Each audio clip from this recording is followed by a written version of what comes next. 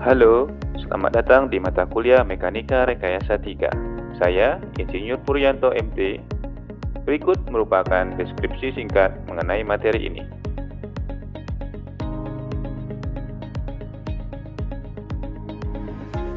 Materi pembelajaran. Terdapat 9 topik yang akan kita bahas selama perkuliahan. Materi 1. Pendahuluan dan perlengkapan. Metode cross.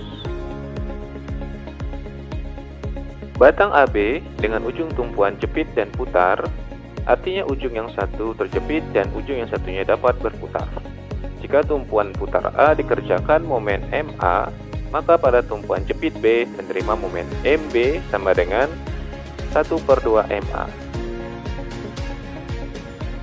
1/2 merupakan koefisien transfer. Pada sebuah titik O bertemu N buah batang yang tetap dan tegar dengan masing-masing panjang L dan momen inersia I, seperti tergambar. Jika titik pertemuan O dibebani momen MO, maka masing-masing batang di titik pertemuannya akan menyerap momen. Masing-masing batang juga berputar sudut pada ujung pertemuannya. Momen dan putaran sudut tersebut adalah sebagai berikut.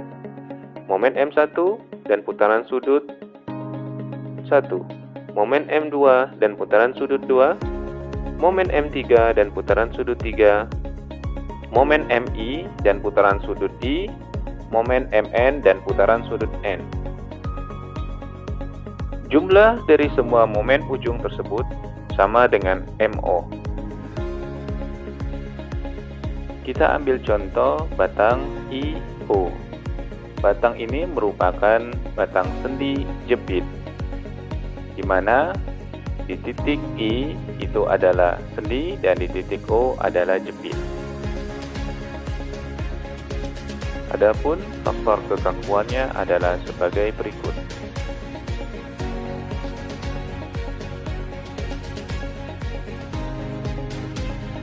Untuk batang jepit-jepit, kita ambil contoh batang NO. Batang ini memiliki tumpuan jepit di N dan tumpuan jepit di titik O. Adapun faktor kekakuannya adalah sebagai berikut.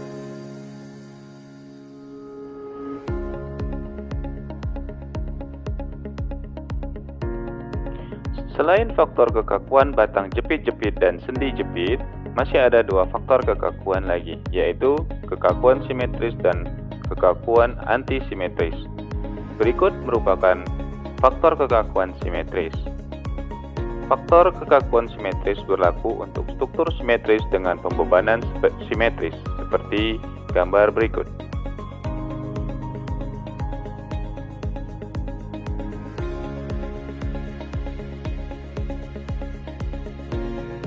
Faktor kekakuan antisimetris berlaku untuk struktur simetris dengan pembebanan antisimetris. Berikut contoh strukturnya.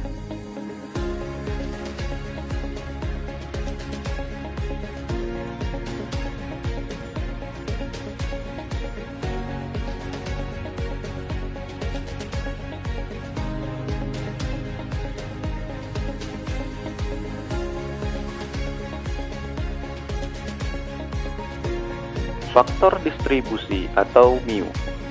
Oleh karena batang semuanya tetap tegar pada titik pertemuan O, maka semua sudut putaran pada pertemuan O tersebut adalah sama.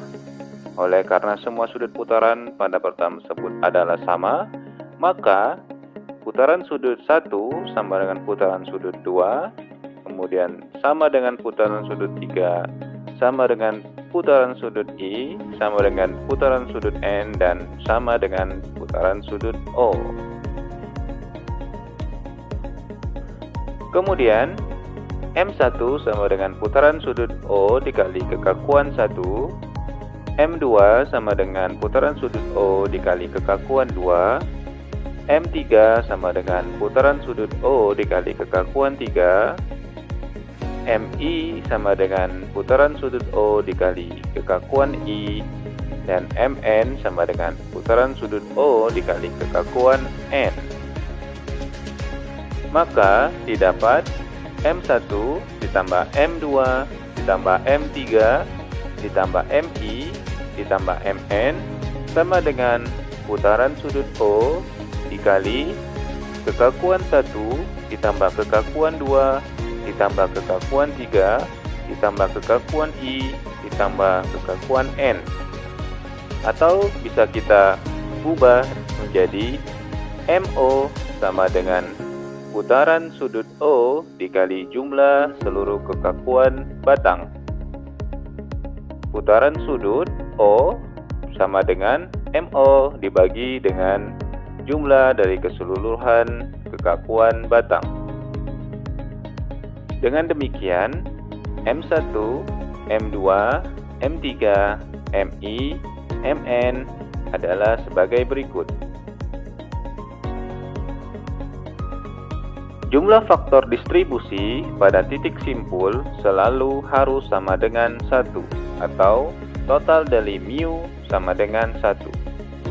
Dengan demikian, faktor distribusi pada ujung-ujung batang yang bertemu pada titik O tersebut adalah sebagai berikut. Berikut merupakan perjanjian tanda momen simpul, momen simpul negatif, dan momen simpul positif.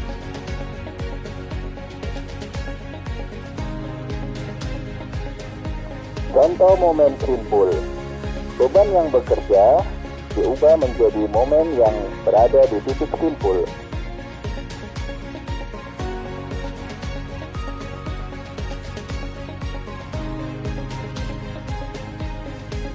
Cara memandang ini untuk menentukan kiri dan kanan batang.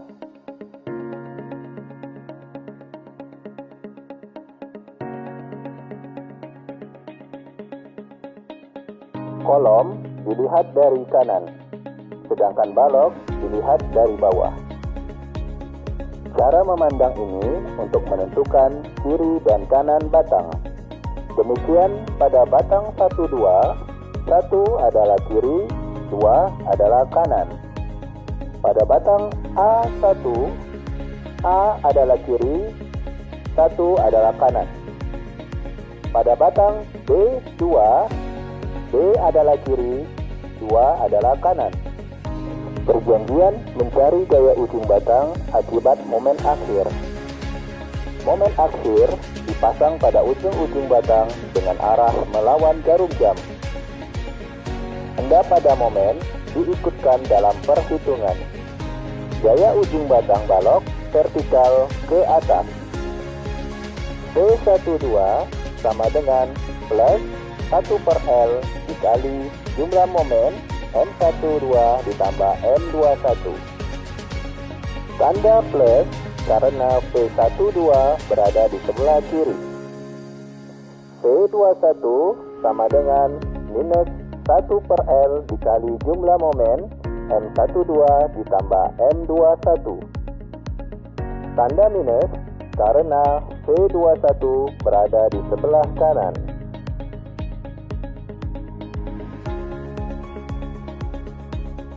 Pada kolom, momen akhir dipasang pada ujung-ujung batang dengan arah melawan jarum jam. Tanda momen diikutkan dalam perhitungan. Gaya ujung batang kolom ke arah kiri.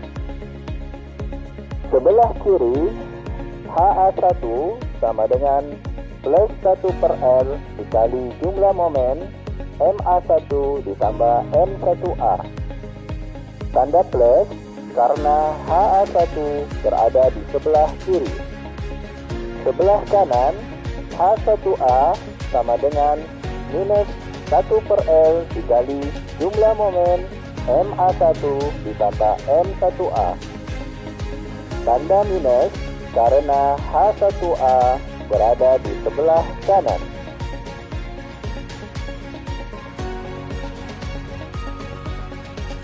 Perjanjian tanda untuk gaya dalam. Gaya normal.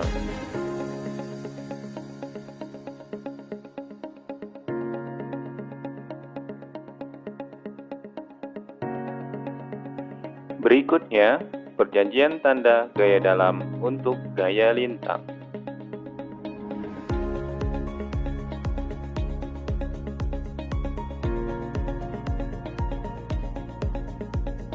Perjanjian tanda gaya dalam untuk momen.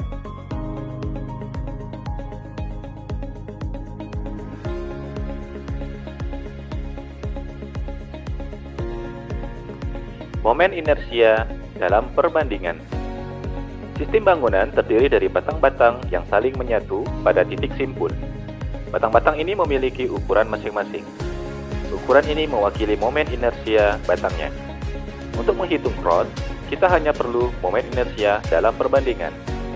Berikut adalah contoh perbandingannya. Batang 1-2 mempunyai besar penampang 30/60.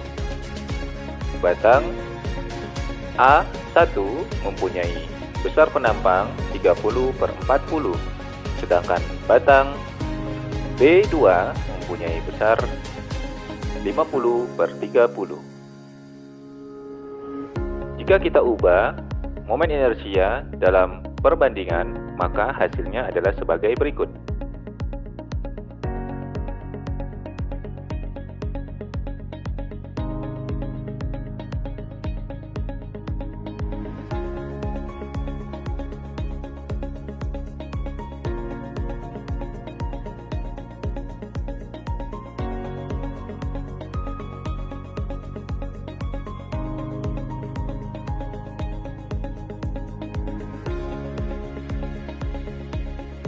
Momen akibat gerakan delta pada tumpuan jepit-jepit.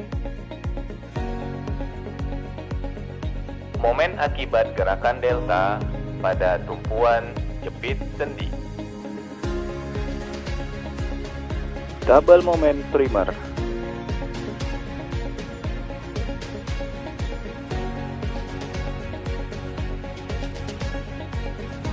Perhitungan momen primer bisa dilakukan dengan lebih cepat. Kita hanya perlu menggunakan rumus yang telah diselesaikan, seperti di dalam tabel.